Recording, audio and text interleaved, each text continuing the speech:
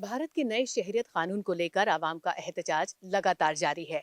और दिल्ली में अगर इस एहतजाज की बात करें तो जामिया और उससे वाक़ई इलाका शाहीन बाग इसका मरकज़ बने हुए हैं। हमारे साथ इस वक्त जामिया मस्जिद के इमाम कारी मोहम्मद सुलेमान कासमी साहब हैं, जिनसे हम इस बारे में बात करना चाहते हैं कि ये जो पूरा एहतजाज है कासमी साहब, ऐसा नहीं लगता कि कोई भी जो प्रोटेस्टर है वो पीछे हटने को तैयार हो रहा है, और ना ही हुकूमत को देख के लगता है कि वो झुकेगी।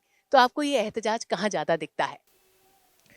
देखिए, ऐसा है कि आवाम और पब्लिक अपने काम से लगी हुई है और हुकूमत भले ही ये दिखाई दे रही हो, ये दिखा रही हो कि हम झुकने वाले नहीं हैं, हम इसमें को वापस लेने वाले नहीं हैं।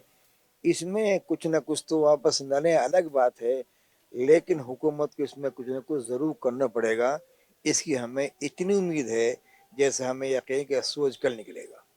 जी, लेकिन अभी जिस किस्म के बयान हम देख रहे हैं, चाहे वो होम मिनिस्टर अमित शाह के बयान हो या उनके कुछ मंत्रियों के बयान हो, ऐसा लगता है कि मामले को आगे और बढ़ाया जा रहा है, पीछे लेने की बजाय। तो फिर आपकी ये जो पूरी उम्मीद है, ये कहाँ से जग रही है? देखिए, हम इसमें तनहा नहीं हैं। लोग ये समझ रहे हों कि इसमें सिर्फ मुसलमान ही हैं, तो हमारे लोगों की ये कम समझी है। इसमें इस प्रोटेस्ट में हमारे साथ पूरे बरदरान वतन हैं, हमारे हिंदू भाई हैं, पढ़े लिखे लोग हैं, हुकूमत पर रहे लोग हैं, सब इसकी मुखालफत कर रहे हैं और लोग उनको मजबूर करेंगे। और मुझे उम्मीद इस बात की ज़रूर है कि हुकूमत इस बात पर बहुत संजीदा, ठंडे जहन से, ठंडे दिमाग से ज़रूर गौर करेगी। क्या आप चाहते हैं कि कानून वापस ले लिया जाए? देखिए, कानून जो बनता है वो तो कानून तो नाफिज होने के लिए बनता है। पूरे तौर से तो कानून कोई भी दुनिया में कानून बनते हैं बिगड़ते हैं, कोई नई बात नहीं है ये। अगर ये कानून वापस पूरे तौर से नहीं लेंगे तो उसमें ज़रूर कुछ ना कुछ तरमीम ज़रूर करेंगे। इसकी हमें हमें इसकी पूरी उम्मीद है मुझे इसकी।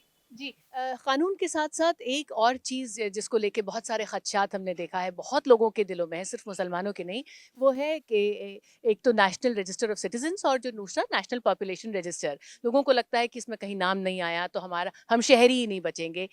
इस तरह के खदशात होने की आपको वजह क्यों नज़र आ रही है? इसीलिए है कि जो लोग जिनके जो छोटे छोटे जो नेता लीडर हैं इनके, वो इस तरह के बयानात देते रहते हैं, ओछे किस्म के, तंग जहन किस्म के। हमको हिंदुस्तान की शहरियत से ना किसी को हिम्मत है कि हमको अलग कर दे और न हम अलग हो सकते हैं। हम हिंदुस्तान के शहरी हैं, शहरी रहेंगे। कोई कानून बन जाए, यहाँ से हम कोई नहीं निकाल सकता हम।